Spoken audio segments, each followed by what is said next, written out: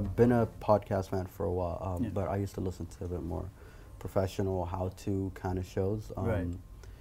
And that was at the time I just wrapped up from Miami Ad School. I was living in San Francisco at the time and interning with a few advertising agencies over there.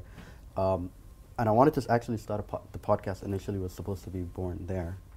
But realistically, the market that I was in was oversaturated. Everybody was starting a podcast every day. Right, exactly. It's so trendy in the U.S. Yeah, it's massive. Exactly. Yeah. And this was right after the cereal boom, so it's what everybody's talking about. So I kind of decided why not pack my bags, come back and see if I could do something here. Initially, I was supposed to start the show with a DJ. Because of my radio background, I used to be on Radio 1 here years ago. Oh, okay. And so I was like, I wanted to bring back that old radio format, but I didn't have the idea. Danny Nuttall, right? Yes. And then I ended up meeting Irshad and Feras after their show. They're rappers, so after their gig, I bumped into them. We spoke about it. I was like, listen, I want to do a podcast. They liked the idea. We kicked it at Feras's place one night, and just, it was such a lot. There was a lot of love to it when it kicked off because we ended up staying at his place the entire night with no sleep and just kind of ideating what we wanted to do. We knew we didn't want it to be a hip hop show, even though they're hip hop artists. Right. But we didn't know what we wanted it to be at first. So the idea came to something that is ownable to who we are as people, something that represents our different backgrounds, but simultaneously our third culture kidness. That we exist in our lifestyle. So the Dukkan, be it literally, for those who don't speak it, Dukkan just means shop. It's usually a little shop, be it a grocery store, a barber shop, whatever it is. And Dukkans usually are just the corner store. It's the main element in every community built. Yeah. Period. Usually the guy around the corner who in the little shop probably knows your parents, and if he saw you smoking or doing something wrong, would tell him. You know? You knew his kids, and it was part of the community. The barber shop is a hangout. You know, people are there to get their hair cut, but you're also talking, having cool conversations, and that was part of our upbringing. Like, we took that very seriously, and then it turned out that we all had different memories, whether it's by the stoop, and you know, you're trying to chat to that cute girl passing by, or you know. It was just part of the communities, and at any time of the day you came out, you'd find somebody hanging out. So we elevated that into a sonic experience via making a podcast. Are you from Dubai or? No, so I'm originally Sudanese. I grew up in Sharjah. Oh, okay. Born here, yeah. But and so how long were you in the States then? I was there for a little over 2 years. Okay. Fascinating. Yeah. Feras is also Sudanese. Right? Yeah, so Feras is Sudanese as well. So he comes from, so I'm, his background, so his background is actually very artistic. He has writers in the family, musicians, singers, from a very artistic background. Irshad, on the other hand, is Sri Lankan. And he doesn't come from a music background, he's just that one talent in the family. That's awesome. It's kind of like a multicultural show. It's pretty cool. Just quickly, so you guys have a ton of content. I mean, you have 64 shows yeah, so far? 63 this week. And when was when was the first episode? First episode dropped January 19th, 2015. 2015. So that's a lot, guys, because we know how much work it is. Yeah, we've done 10 episodes this semester, and it's a ton of work. Yeah. And so you started in 2015. You already have 64 shows. It's quite a lot. Yeah. Every Tuesday.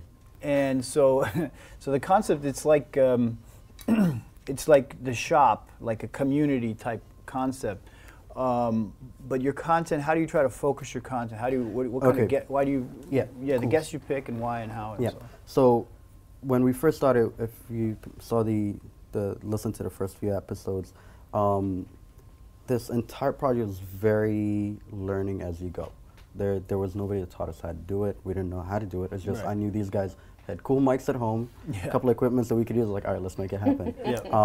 And that conversation started in November. We didn't release our first episode till January. So there was a lot of background education that I had to learn. Okay, yeah. And there was a lot of planning before that. Yeah. Being in advertising, you get to, you do a lot of backhand planning. So there was, I had to, on one end, I was trying to build the brand and conceptualize it and bring that to life, but also I was the one who went out, to figure out what is an RSS feed and what is a podcatcher, and learning all the basics and then how to get it up online, and how am I going to get it on iTunes versus SoundCloud versus Stitcher or Tunes and Radio, right? Which one's the right one? Exactly, and where do I actually need to be and where do I not need to be, and then and one of the biggest kind of deal breakers that for us had was that he's like, I want to DJ, so I need to play music, otherwise I'm not going to do this. So like, okay, fine. So how do we get music? And we're on a podcast, so then what music will not get us in trouble? So now we had to figure out licensing issues. Right, of course. It's a whole other drama. Yeah. So that was all part of in the ideation. So we didn't launch till January.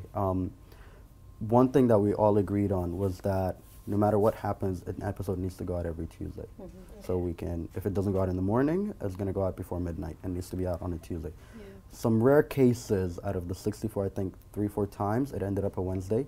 That's still pretty good consistency, because keeping a schedule is hard. It is, and especially when you have a fallout with your team. Because at least, you know, you guys are, it's part of a class, it's a lot cooler, you know, you have a professor to kind of play and we kind of have judge and jury, and you have to do it. In our case, we had this agreement of, okay, we all have equal votes kind of idea. So there are times where we just all disagree, and then that can slow down your entire progress. So we kind of have to you have no deal tiebreaker kind of thing. At all. Okay, I'm the tiebreaker, I think. So that's the advantage, right? So that's something we had to learn over time. So then, okay, cool. So we became, okay, Feras knows music. We'll leave that to him, right? I knew branding and packaging very well. So the design of the show was where I came to play. I'm like, okay, because it's a Dukkan and because it's about community and conversations, we adopt a fourth wall model from theater where we never talk to the public, right? If you, for example, take sitcoms, right? You always have a live studio audience, but they do not speak to the audience. Right. It's that kind of existence. So if you ever listen to it, the show starts and ends in the middle of a conversation. Right? That's all by design. So the only time we break the fourth wall is at the beginning, if we have a guest and they have something to drop to say, or as voiceovers in the music mix at the end. That's a cool concept. I like that idea. So I like the idea of starting. NPN, which is NPN. NPN. The American one? Yeah. They have us. NPR. Oh, NPR. They tell a story. Exactly. And it sounds super chill when you start the podcast. It creates a mood. And it, So at first it was, we got complaints because we were like, okay, the street background noises are too loud. And that was all post-production. They're like, oh, it's too loud. I'm like, okay, we take it down. And then we don't hear it anymore. So like, it was this learning curve. So when, to answer your question, when it came to choosing guests, we had this simple rule of they need to have an interesting story to tell. Okay, but they have to be, I'm assuming, something related to Dubai or the region? Not necessarily. So for example, we had, Odyssey. Odyssey was a Sudanese, half African-American rapper out of Brooklyn. He was in town for a show. So through contacts, we managed to get him on an episode. So in some cases, they have nothing to do with the city. They just happen to be passing by, or they just happen to live here. And the stories are very different all the time, and that's the beauty of it. So we started to have a model where each one has to have a set of 4 episodes a month that they kind of they ideate and they conceptualize and they put out there. So for example, I'm into the startup concepts right now, so I'm trying to bring as many people from startups, or they have something to say, or they started a business, they can come and do that. I'll come and do that. Yeah. Because I've started. Exactly, and that's fun. And I'm very interested in the Dubai startup scene too, so that's great. Yeah, and which is, I think that's how I came across yours. My but the former podcast, Digital Media and Tech in Dubai. Yeah. Exactly. And I think, that's how I came across yours when I was doing a bit of research at the time. Okay, I see. And then Feras would connect us with all these kind of artists from the region that we've never heard of, because he's deeply involved in the regional music scene, so he knows a lot of people that he kind of brings forth. Reem is all about female entrepreneurship, female empowerment, so like, okay, let's bring women on the show. And it's funny, that was part of the initial formula when we started. Because we're third culture kids, I actually wanted like a half Emirati, half something girl on the show for a female voice. Because where is Reem from? Reem is the perfect definition of third culture kid. She's half Iraqi, half Filipino, grew up between Iraq, Kuwait, and Canada. Wow, very totally international, multicultural. But what do you mean third? What's this mean third? I never heard the expression. Okay, so a third culture kid, by definition, is someone who grew up their developing years outside of their parents' country. Oh, right. I'm a third culture. I'm a third. I'm exactly the same. It makes it more interesting when you grow up here because you're always an outcast. Yep, always. In some way or when the I other. went to university, it was very difficult. Yeah, because you're never an Emirati, but then also you're never from where you're originally from. Exactly. You have so different views. Okay, I got you. I get it now. Third culture. I never heard that, but that makes a lot of sense. Exactly. So when you're half a different nationality as well, it makes it a lot more difficult. So I think Odyssey, I think that's one of my personal favorites, because he articulated that perfectly, because he has this internal struggle where he's like, I'm not Sudanese enough for my Sudanese family, and I'm not American enough for my American side of the family. So he's like, I'm stuck in this world in the middle alone, and his other siblings don't experience it either, because after that, I think his dad remarried to a Sudanese woman. So he's the only one, so he's always felt alone his entire life.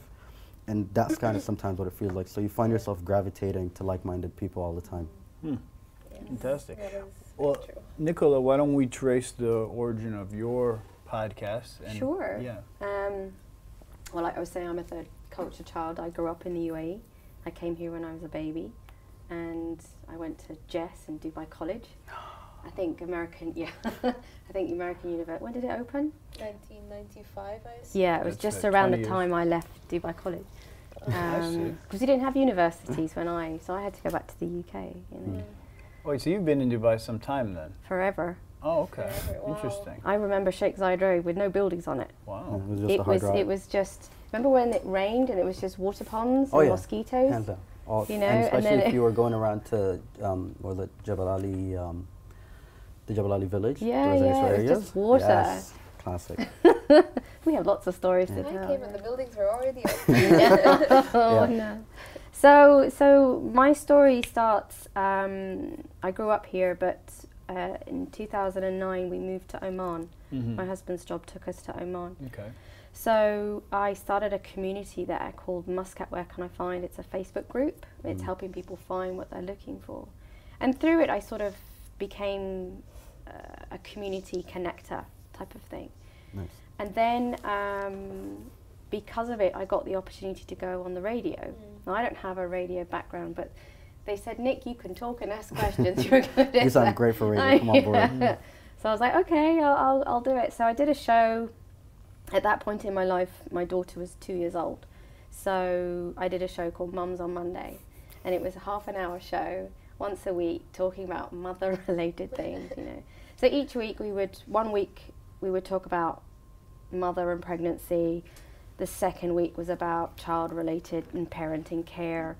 The third week was about Omani women entrepreneurs. And the fourth week was about charities, you know, Omani charities. So it was very much focused on the community of Oman. And we did that show for about 2 years. And it was cool. You know, I met some amazing people. I had local celebrities on it. I had royalty on it. I had just amazing people, you know. And then, of course, my husband's job moved us to Abu Dhabi. And I was like, okay, well, that's the end of that career. Celebrity gone. You know, and what I missed was those conversations. I was meeting so many people and finding so many stories. That's my favorite thing about podcasts. It's the most fulfilling thing about it. I love the stories, you know. And I felt like a bit of a desert, you know, barren. I was like, I'm new to Abu Dhabi again, because I spent some time in Abu Dhabi as a kid. And then suddenly I didn't know how to reach out to people. So I thought, well, podcasts had started going into play. It was 2013. And I thought, you know what? I'm just going to start a podcast. And I'm just going to find women entrepreneurs, because of all the podcasts that I did in Oman, it was the women entrepreneurs that I enjoyed the most. The discovery of them starting a business, managing home life, all of that, you know, and having their own life and having time for themselves. So I focused on that, and it started January 2014, and the first episode was the lady who was my midwife when I had my daughter, because she had started her own business. Her business was about, she was helping you give birth and everything. So she came on, and then sequentially just started talking to all these women, and you probably experienced the same. Some of the sound quality was terrible. You look back on it and you go, oh my God, what did I ask that person? You know the poppers? Yeah. So we used to have guests, and who'd come into the poppers. They talk like that all the time. So yeah, we've had. So listening back, I actually cringe when I listen back at my own episodes. Well, you learn the hard way. You learn the hard way. And it's exactly the same as you. I don't have a podcasting background. when I went on the radio, I really didn't have technology, and we weren't great friends. It was all done. You just had to show up and talk to the guests. So suddenly I had to learn all this technology and do it myself. And I had my Blue Yeti, which is the microphone I use, Audacity, and my laptop. And people think you've got this huge setup like in here, right? You know, and I'm like, but no. you actually don't need all this stuff. No, you don't. It's very simple. Yeah. It's just so it just went from there. And it's been a hard slog. You know, like you, I try to put out, like this week I didn't put out because I just, my company's, I've got a lot of stuff going on and it's taken over and it's just me that does the podcast. Okay, yeah. So I haven't put out one, but I know what you mean. And so I've done, 114 episodes. Yeah, that's a heck of a lot. Years. And what was the first one? When was the first one? What was the first one? When was the first one? I think it was January 2014. Okay, so about, actually you're the oldest podcast. You're the original then. Yeah. Okay. So, but it's been fun. And, you know, every one of the ladies I've met has had an amazing story. And I decided to focus on the women of the Middle East because there are some great stories of women entrepreneurs here. And, you know, the Western media and medias around the world, they make a bad reference sometimes to the way women are here, the way they're treated, and how and it's just, you know, these women come on and they don't talk about, oh, you know, I've got this problem, that problem, this problem. They're not talking about cultural problems. They're talking about business problems. You know, the challenges that they face and how they're going to make this next dollar and the marketing issues they're having. And these are the problems. And these women are not, these are feisty women, you know. So it's about sort of changing that colour. Has it found its audience, do you think? Yes, I have a massive audience in America. Really? Yeah. About 40% of my audience comes from America. Yeah. That's pretty cool. Yeah. And then, oddly enough, France and Slovakia are my other two top countries. Wow. That's cool. That's interesting. Can't understand that. Curious people. Curious, yeah. So, and you know, I have listenership in Saudi. There's a podcast network in Saudi. What's it called? Mustadfir, right? I think so. MSTDFR. Yeah, that's it. Yeah. They run a bunch of different shows, and one of the ladies on there, she has a show, and I often communicate with her. You know, so it's been an interesting journey. I've talked to people from Lebanon, to Algeria, to Oman, locally. And do you usually look for them, or do they find It's a bit of It's a bit of a mix. Like the lady I'm interviewing next week, she called me up and says, "Hey, I want to be on your show." That's good. And I went, "Okay, well, let's just see first." You know. I mean, yeah, it's the. So, but yeah, no. Most of them want to come on and talk about their story. They want to share it because they want more women to start doing the same. Yeah. You know, that's what the essence of the show is, to tell women, if you have an idea, if you have a passion, don't just sit there and wonder and dream. Make it happen. Yeah, we want to tell them that it's possible. Absolutely. For if it doesn't happen, great. Then you move on and you find the next thing. But what if it does? You know, and what if you add to the economy? What if you create jobs? What if you start branching out globally? What if you start, you know, making an impact in your own country? You know, in many different forms. And that's what we're trying to say. You know. Yeah. Very cool. So let's, OT, I want to ask you about like the different guests you've had. What of the 64 episodes, which ones kind of jump out to you as special episodes? What are some of your favorite ones? I think for me, the special ones or favorite ones are those that mark a special time for us in the sense that after that episode, it leaves us sitting back and thinking what we're doing, and it has us repositioning or redirecting our ship, and not just as a podcast, but as individuals. So if you break it out, the four of us, I mean, Reem runs a video production company that she started out of her apartment. Now it's a big office in Media City. Really? Yeah. She's an entrepreneur in her own right, huh? Exactly. Okay, what's the name of that company? It's Collective BKP. Right. Wow. Right. I started in a radio background, and I do advertising. For us and Jib, even though they're both musicians, for us actually does data analytics for IDC. Irshad used to work in shipping, and then he kind of left that and went back to Sri Lanka.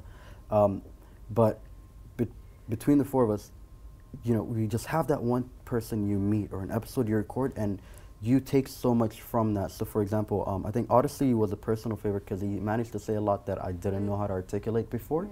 Another great episode was we brought Mayor 139. So that says alias. Carlos, he was one of the original 1970s and 1980s hip-hop taggers. They used to tag the trains. Echo of history? Yes. Okay. So now we've got somebody from the originals, you know. Cool. And now he's more into academia. So that entire conversation is this transformation that he has had from his artistic experiences to taking it to the mainstream, but also now getting involved in community building, doing trainings and classes and traveling the world, teaching. So I love it because he said a line in that episode that says, I have 2 passports. He's like, I have my American passport, but he's like, I also have the passport of hip hop that allowed him to kind of just go meet people, is like sit in the streets and have amazing conversations with them. Is this his stuff? That's the one. Okay, cool. He also had Azeez. And Azeez was awesome. I love his work. And that's the thing, like they all inspire us in different ways. Like, because I'm just trying to remember them off the top of my head. The beauty about Azeez was, right, of course. People know the reputation. He lives here now. Oh yeah, but he spoke here, didn't he? On your show. It's amazing. He's amazing. Because he went to Egypt and I'm Egyptian and it totally hit there me. you go, and right? I loved it. So he talks about a wall he did on Australia, where this little girl came to him while he's tagging the wall, and he's like, "Oh, I want to talk to you." She takes him to the side, and she says, "When I grow up, I want to be just like you." And she writes her name on a piece of paper and like the date, and the date is all wrong. It wasn't actual date; it's just numbers on it. She's like 7, and she gave him the piece of paper, and that was like 5-6 years ago. Till this day, he keeps it in his wallet, which we took for the episode artwork. Like, we took a photo of that. That's awesome. But like that kind of stories you'd only get out in a podcast. Yeah. Wow. Right? And that's the beauty of this platform. It just allowed us to talk to people and learn so much. Last week's episode was with Aham and Moflo, 2 brothers. One is a beat maker, the other is a singer. And just they have this tenacity and discipline in their work ethic and how they're pushing out music. Like, one of the biggest problems non-Arabic musicians worry about, they struggle with here, is there's no tour circuit. So where do you go as an artist to build a tour in the Middle East? And they're like, fine, we're going to start our own tour circuit. They're like, we're not going to wait for people to do it for us, you know?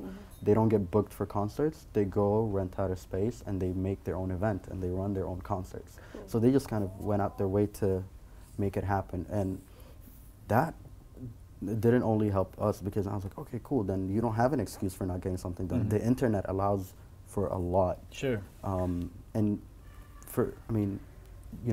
research you, figure out what you're doing, try to get you on the show, and let's just talk life. And usually, our format is, I think what was great with our format is that we actually sit on sofas, so we're just laid back, and we try to disarm the guest as much as possible, especially if they're famous, where they've done so many interviews before. And I tell them, like, this is not an interview, you're just hanging out with friends. Okay, that's great. That's exactly. And that's when you really just get some really cool stuff. So out where's of your space? Where's this? Where do you do your? So that's at Collective. At Collective. So they have their sound studios where we get to. I see. Yeah, it started out in the bedroom and then I upgraded to that. I think another great one was Tyrone, who's from Amsterdam. He started something called the Notorious IBE, which is it's like a breakdancing event, but also it became sort of a street culture festival, if you will. Okay. Googling. Tyrone Vandermee. There we go. And he said something in that episode where it was like, because of where we are now, it's our responsibility to educate the people in, the C-level managers or people up top, to educate them on what the youth is doing. So, and he said the best thing is like, that makes sure that you need to become cultural moguls, and you need to. Culture of moguls, I like that. Right?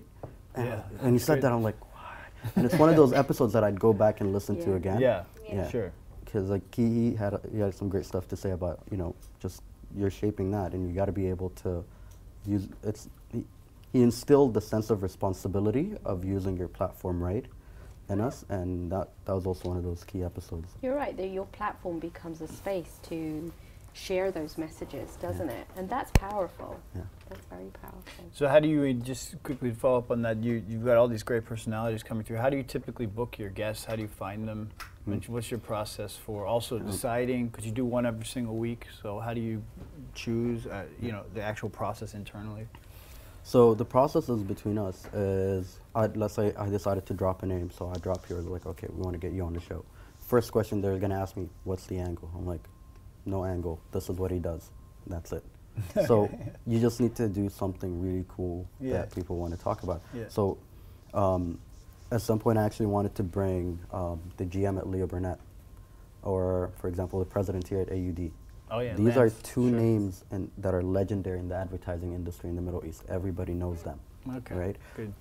Dr. Lance DeMasi, you ask about his BBDO years before AUD and that transition. You're going to get wealth that you would never find from anybody else. So that's, he always has something amazing to say. Right? Yeah, and Marina Ayad, who's director of Art Dubai, we had her on this podcast, and she was his student, and she was saying it was we all awesome. passed through him. He was like awesome. our final, we all have you have to, and that's the beauty. So then that's someone who's interesting enough. And so usually that's it. We just find someone we're really interested in talking to and want to know a lot more about them, and we just bring them on the show. So it starts with the person then? It's always the person. Yeah. In some cases, rare cases where I got hit up, so Irshad's dad fell very ill, which is why he kind of left everything and moved back to Sri Lanka. At the time, an old childhood friend of mine from Sharjah gave me a call, like, I'd like to come on the show.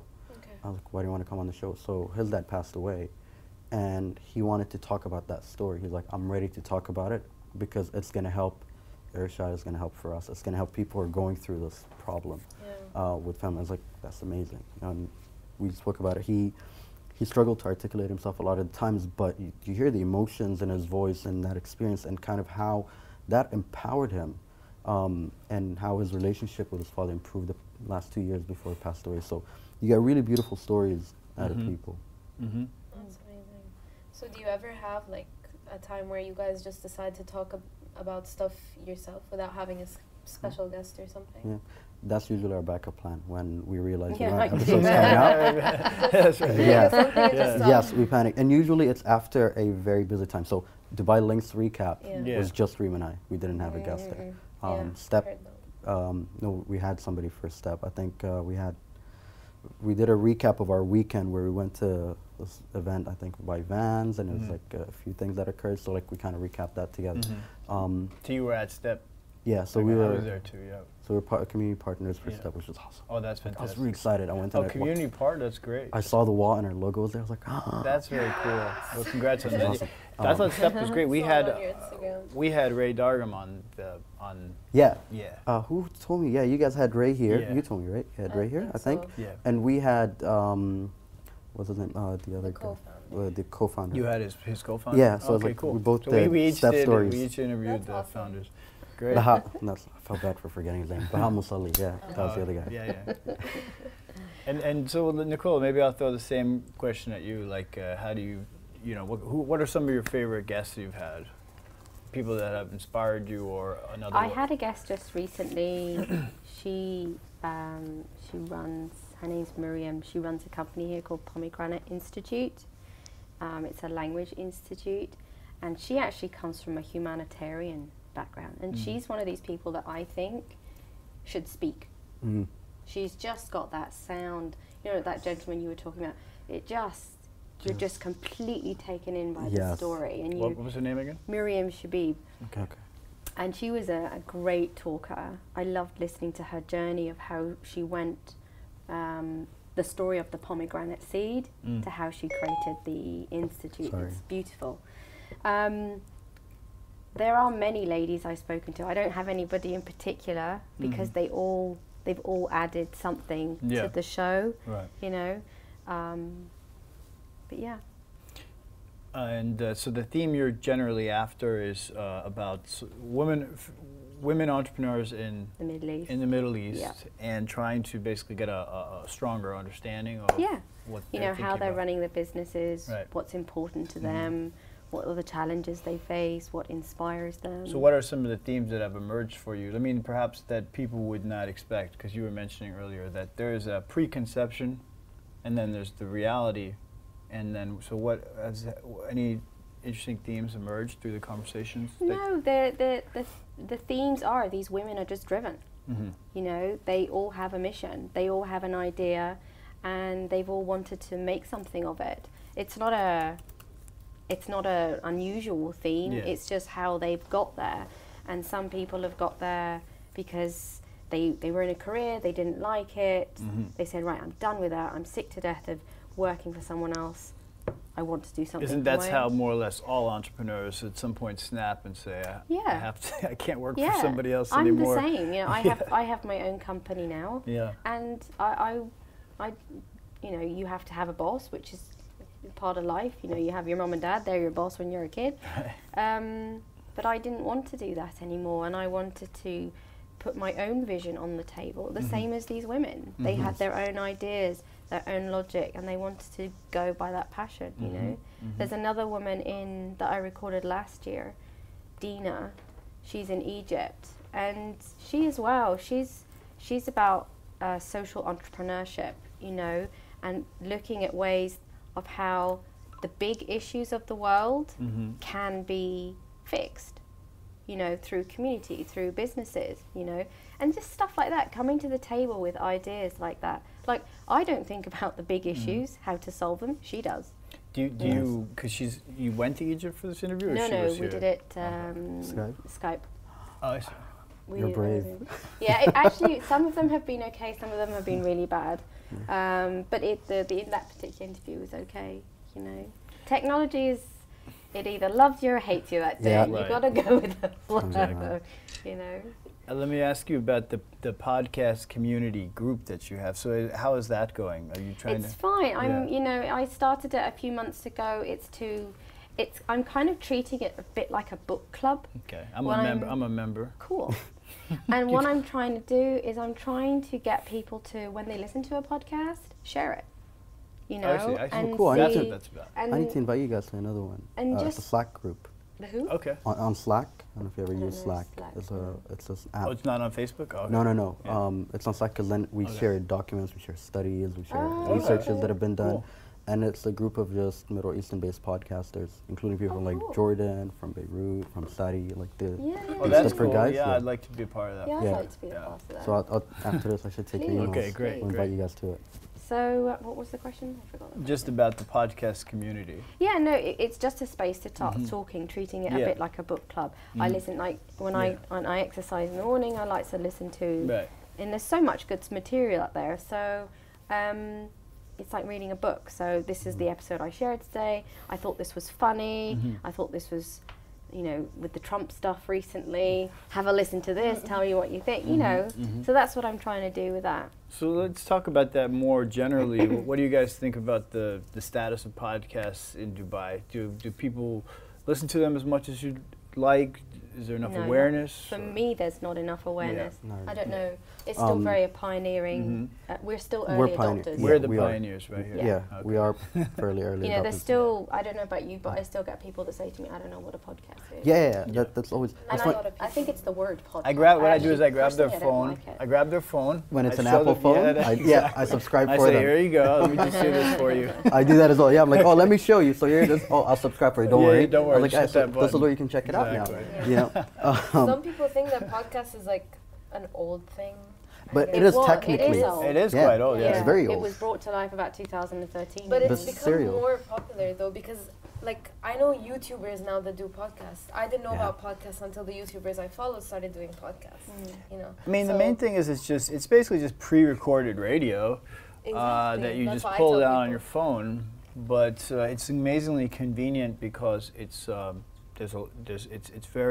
constantly mobile. Updated. What's that? It's very mobile. It's very mobile. And it's one of the only one of the only mediums you can use and to be doing something else. Right. Exactly. That's usually always my pitch when I'm talking about that. So we all agree on that one. You can drive a car, you can go to the gym, you can cook, You can. There's so many things you can be doing and listening to a podcast. You're you multitasking. You can't do that with video. Right. It's a one activity thing. Right. You can't do that with a book. You can't do that with a document. It's a one. Exactly. It allows for multiple activities around it. I think one of the coolest things I usually hear from people is when they feel the need to respond and they want to throw in their opinion mid-episode, but they're like, oh wait, no, I'm not talking to people. No, that's right. Yeah, you're having, like, you're listening. You're like spying in on a conversation. Exactly. And then you're like, oh, that's a good point. Yeah. You're like, oh wait, they can't. Exactly. So like my brother's like that. So what he'll do is if he's driving back from work and he's listening to it, he'd end up sending me voice notes with his opinion as he's listening to the episode. Yeah, that's because like he feels the need that I should hear it. Maybe that's the next generation of podcasts, is to somehow build in some interactivity. So we're trying to do that as well. So we experimented with it at Soul DXB. So for us, we say Soul DXB was the mark where we started, because when I met the guys, their performance was the opening gig for pre-Soul. And then a year later, we're at Soul. They actually built a radio booth that was used by us, Stretch and Bobito, which were like one of the first hip-hop radio shows out in New York, and Kish Cash and then Greenpeace. So they're out of the UK. So we're like the only local show, so it's really exciting. And it's a live session. So what we did was we had it Facebook Live, and we had let people to throw in questions, get involved in the conversation, and we're experimenting because the thing is, a lot of the episode is created in post-edit. You just talk, you record, and then see how you want to build that story later. So that's cool. So then we just involve them on Facebook because I cannot throw out a video of the episode because it's going to be very different from what the podcast actually sounds like. So we experimented with Facebook Live at the time, and it's like, I think that's how we're trying to educate and involve people. The medium can be used in many different ways. You know, it can be used in a corporate environment. It can be an internal radio, a podcast. You know, you could do conversations with different team groups, bosses, what's going on in the company. There's so many different ways. It can be used in this setting, you know. It could be the way you do it, the way I do it. There's many different ways of doing it. And it's, I think at its core, it's really about education in some way. You know, because I listen to podcasts so I stay up to date on things. So I listen to technology podcasts, and then I know what's going on in the current trends in technology. I listen to news and politics, basketball, whatever, Dubai-related things. But there's still barriers here. There's still the barriers of, like we were saying earlier, how do you make money from it? You know, how do you get your listenership? Where is your listenership? How many people are listening to podcasts? These are all the barriers, and unfortunately, we don't have all of those answers because we're still at the beginning of this journey. Right, so the listenership is you really have to get someone that loves podcasts. Here's the thing, the potential listenership, you experiment with it. The potential listenership is huge. The absolutely. problem is that not enough folks know about it. Exactly. Or even try to know about it. And well, they don't know where to discover it. You try to educate. They go onto iTunes and they download their music. They forget that they can go and look at podcasts. They don't usually think about it. Like, I've had iTunes and I download my music, and then there's that podcast icon on the side, and I usually never even pay attention to that icon. So education is always the barrier, and the thing is, it's trial and error because nobody's done it before you. You just try to experiment and see what works and what doesn't. So for us, social media is very big for us. That's our main play. We used to dedicate our evenings and weekends to the podcast. So you wouldn't really go out much, and you just focus on, okay, how do we improve? If we're not recording, we're building stuff on the back end and trying to learn and retrofit. So just as part of that, we had, part of our mandate, we have to be at events. We have to be out there. We got to go see people. We got to talk to. If I'm talking culture and community, the least I could do is actually be involved. I like that. Yeah, I noticed looking at your episode list, a number of them are covering events, right? So what's your process? You go to the event and you're just like doing. We just go hang out. We actually go to have a good time and see what's going on and do that and network. We talk to people. Yeah, staying connected basically. Yeah, and I think some of the most interesting comments I get is like people would come to you like, "Yo, I love what you guys are doing. Dukkan is awesome." I was like, "Oh, thanks." So like, which episode do you like? He's like, "No, but so what exactly is it?" I'm like, really? Like, you had this entire time, but had no clue what it is that we do. And that's I think the power branding. Like, get a few T-shirts done with the logo on them. Go to events in those T-shirts only. See what happens. You know, and just get that conversation going. That'll get people interested. Exactly. At least I usually hope you're curious enough to go see what it is. But I end up with these kind of comments like, "Yo, I like what you're doing, man." And it actually happened when I was here. as soon as I walked into AUD, I saw someone walking out. It was like used to be with us back in the day, and like, hey man, congratulations, yo, Mr. Dukkan, and it's kind of get all excited. I was like, oh, thanks. I was like, and like I stood with him for a couple of minutes, and he's like, so like how does it work exactly? Like where is it YouTube? I'm like, no. No, I'm like, you know what? I'm a little late, but let's have this conversation later. It's like I need this conversation. Yeah. This conversation. And the crazy thing is that everybody has a phone. I mean, like, people are on their phones like, all day long. My students, my God, they're like glued to the phone. And so it shouldn't be that difficult to get this over this threshold to say, look. Well, you can download the episodes somewhere else through your Wi-Fi and then listen to them when you don't have Wi-Fi. Exactly. Right. And the thing is, you can put the episode anywhere. SoundCloud, YouTube, iTunes, everywhere. So you can find it everywhere. Anyone can. But only if you need to know that it's there. Yeah. We need to do a campaign about just generally educating people But about talking podcasts. about that, Facebook at the moment are experimenting with just doing audio. just doing audio. Yeah. Because Facebook and lives and videos, they're just taking up so much RAM space. I think it's the right term. Yeah. Bandwidth. And they're just looking at testing, just doing audio. That's so that's interesting. massively. So that should work for us, that's going to be huge. All right, that'd be cool. We're just waiting for it. Yeah, there you go. Yeah, Like, come on, hurry up. That's exactly it. I think a lot of it is I think sessions like this. So for me, I always try to bring in other podcasters or anybody who's doing something cool. Okay, you should come on the show and let's talk about it. Because then it's the formula that helped YouTube grow. So what I tell a lot of people that podcasts in the Middle East today is YouTube 2010. Yeah. Right? Where it was struggle. You knew of certain famous people, but dominantly out of the US, and it was the beginning of vlogging, and nobody really knew what's going on. And then Saudi kick-started with like Tilfaz and U-Turn, which are the two largest production houses out of Saudi Arabia. But even then, they struggled to gain followers. So that's where we are. That's a good way to look at it. And it's on this trajectory where it is going to grow, because we're at what they call the knee of the curve. Exactly, because their supply is there now, Yeah. and it's rising, and then there's the demand as well, and the exposure. So I like Kerning Cultures. I don't know if you've checked these girls out, Hiba and Razan. So they're on an American audio format of podcasting. So they're trying to tell Middle Eastern socio-political story to some degree, but they're targeting strictly American market out of the Middle East. So they're telling Middle Eastern stories. Like they had an episode, for example, like Arabs for Trump. So they're talking about Arab Americans who decided to vote for Trump. Interesting. And very interesting content. But then their target is very different. So we bring them on and like, okay, so what do you guys are doing? So you had them on? Yeah, Do we you know did. how many countries you go across?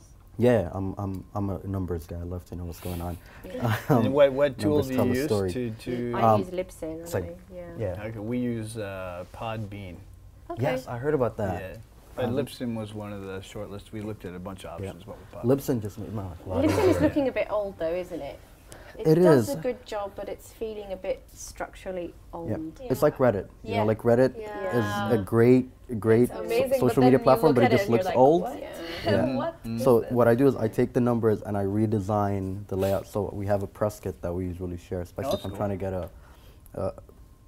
a known celebrity status Oh, could you guest. share?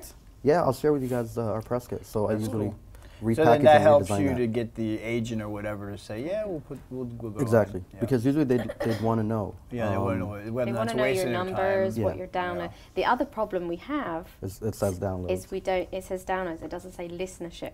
Yeah. So when you go on your Google Analytics, you get a Yeah. bounce rate. Right, Yeah. right, of course. You right. want something like that for your listenership, so Yeah. you know how far into the episode did they listen Yeah, exactly. That's the one before thing we they don't bounce have. off. Yeah. We don't have that. iTunes won't provide that. Because sometimes Right. it'll just give you a number if they went on but didn't really listen or start listening. Yeah, and you get the people that will listen for like 2 minutes and go, "Oh, it was great," Yeah. and that gets And the added to your biased ones, yeah. and you're like, "Well, did you Thanks. listen to the whole thing, Yeah, or are you right. just being nice?" And that's frustrating. So Mhm. somebody, I'm not going to do it, but I want Somebody's somebody gotta do that. to create that Yeah. bounce rate for. Yeah, you your just want download. detailed. Because That would be iTunes massive. does downloads, Yeah. SoundCloud does plays. So Yeah. so with Libsyn, I don't rely on their SoundCloud numbers. No, I find my don't. own SoundCloud Yeah, numbers. yeah. And I realized by people's comments, SoundCloud, you see where people are talking and Yes. commenting on your episode. Yeah. most of the comments come in music, which I expected. Like, obviously, people would rather listen to music. Yeah. But then when the comments come in the episode, is where, okay, like, what was it that you found interesting that you're talking about? Another format is people actually message us, or they write to us, or we bump into them in person, and they say something out of the episode, and my first reaction is, I'm just usually incredibly impressed. I'm like, you know what? You've sat through an hour and a half, so you know what? I like you. Yeah. I'm the same, actually. Yeah. Thank you. Thank you for taking the time. Yeah. They say something meaningful. I mean, it's awesome when people say to you, I love my, I had a lady yesterday on Twitter saying, I really loved your episode last week. Thank you. And it just makes you think, that 6 hours I spent putting from recording to editing to putting up was worth it. Yeah. I think some of the best comments like I'd get was, actually I had a colleague who told me that, because she lived in, her family lives in Sharjah, and she drove to Media City every day. So she actually said, she's like, it helped me forget that I was stuck in traffic. And I think that was one of the coolest comments I got. That's good. And then I never realized the reach we had on, because you see the numbers, it's different when it's people talking versus it's like we're like 45% UAE, 20% Saudi, and it kind of breaks into other stuff.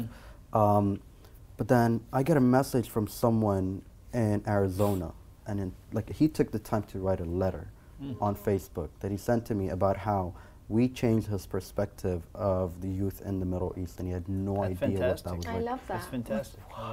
I love that. You see, that's the power. That's the power we can. Because you've affected that person and his outlook for the rest of his life. You've affected his kids, his ongoing, whoever converse. Because if anybody sits there and says, "Hey, things are not good in the Middle East. Let's not go there." They're like, "No, no, no, no. You gotta listen to this guy first." You know? I really think that is fantastic. And I think that was one of those. I was like, you know what? I need to print and frame that letter because this is just amazing.